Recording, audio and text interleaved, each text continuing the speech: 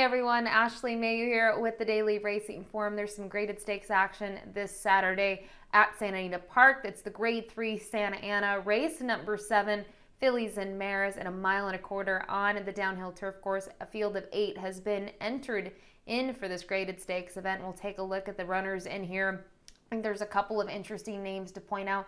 You have horses like Queen's Command and Kinjani who were able to win in their North America debuts, and they did it quite impressively in both cases.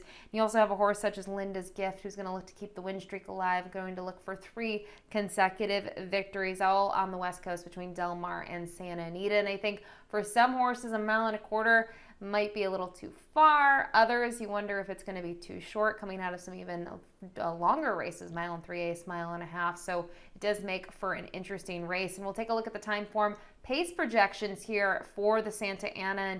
And to me, this is pretty much spot on. The 2 leisure wear should be forwardly placed early on.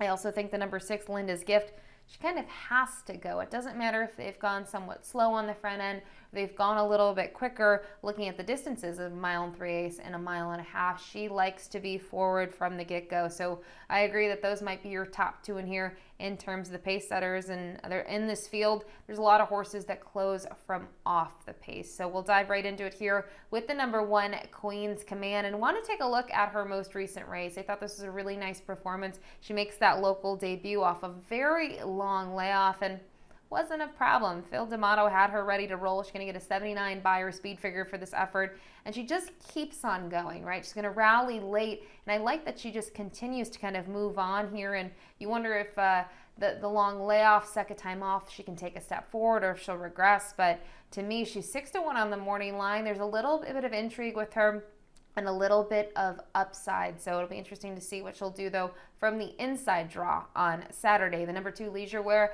looks to be part of the pace scenario, has been quite forward in those last several. Now, it's been a couple of races since she was able to get a win. She won that first level allowance at 1 1/8 miles.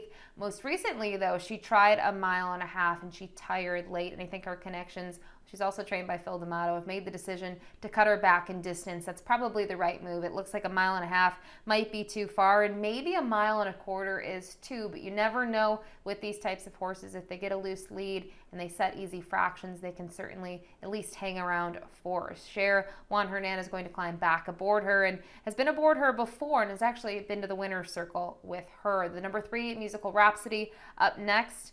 Keep on saying his name. Phil D'Amato also trains this mare. Now, she's been the runner-up in her last 2 efforts. She just hasn't been able to get the job quite done. 1 at 1 3/8, 1 at 1.5 miles. And looking at her running style, I wouldn't say she's necessarily a closer. To me, she looks like she tries to sit the trip just kind of mid-pack or just off the pace and tries to make a late run. Now, it hasn't been good enough at those distances. They're going to cut her back, and in her case, I'm not sure I necessarily love 1.25 miles for her.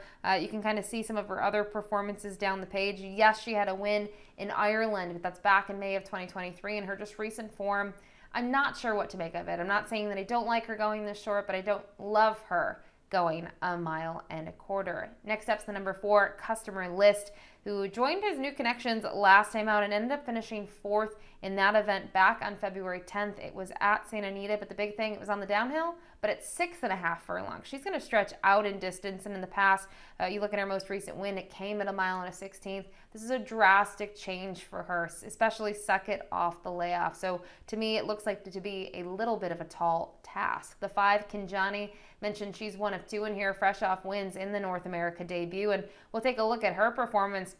Great ride from Frankie Dettori, very patient throughout. She spotted the field a lot early on when she had trouble at the break, and she's going to end up getting the job just in time here as the favorite, wins by a length. And I'm really curious to see what her running style is going to be. I don't think she had the cleanest of breaks, and you wonder if they're going to get a different sort of trip on Saturday, and I think that's the case. And to me, to see the way she won that race and everything that unfolded, she could be very, very talented. She had raced well overseas, and her connections, she comes over here for these connections, and to fire on debut in North America is never an easy task. The 6, Linda's Gift, we talked about it earlier. She figures to be forwardly placed. We'll take a look at her most recent win. She was the number 6 in this field, and She was in front the entire way, and she stayed out front, and that was at a mile and a half.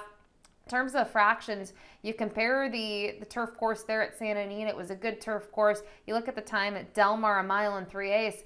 All things said and done, you would have expected her maybe to give up in that race in the Astra, because the fractions, to me, they were a little bit on the quicker side early. There was some moisture in the turf course, and she just ends up delivering once again and gets another win under her belt. She got a 91 Beyer speed figure for that effort, a career best. And for me, I like that her numbers, they've stayed consistent now. She got a 90 and a 91 in both of those wins, which include that grade 3 win in the red carpet. And from a pace perspective, she could be very dangerous, especially now cutting back in distance. I think with a horse like her running style, cutting back in distance is something to me that I don't mind, and I think she should be fine at a mile and a quarter. The 7 Duvet Days up next. Kasushi Kamura back in the irons, for trainer Michael McCarthy. She was just third best in the Astra, and you look at the trips that she got compared to the winner, which we just talked about, Linda's Gifts and Musical Rhapsody.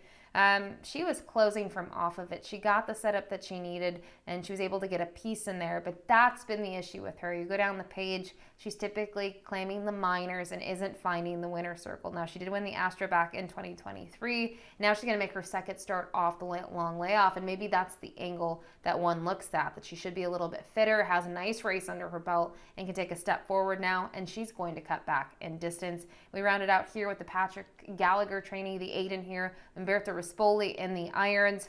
She raced very well in that first race at Santa Anita. She had that race at Del Mar, then she had a couple of months off, came to Santa Anita, and really showed something. And she's been in stakes competition since then, and a little bit of muddied results. I thought her race back in Del Mar in November 11th was a good performance, and then since then, she's just needed a bit more. So she should be a good price on Saturday, but a little hard for me to endorse in this field. So that's the field of 8 for the Santa Ana. And in terms of top picks, take a little bit of a shot here. I'm going to use the number 1, Queen's Command.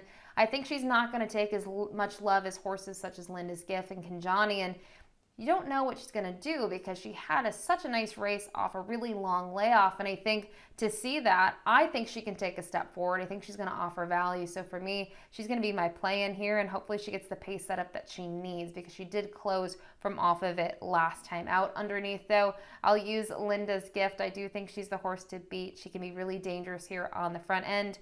And then third, I go to the 5, Kinjani. We'll see what she can do with a better break against this spot. So for me, the top 4 ends up being 1, 6, 5, 2. The grade 3 Santa Ana, race number 7 this Saturday at Santa Anita. Best of luck.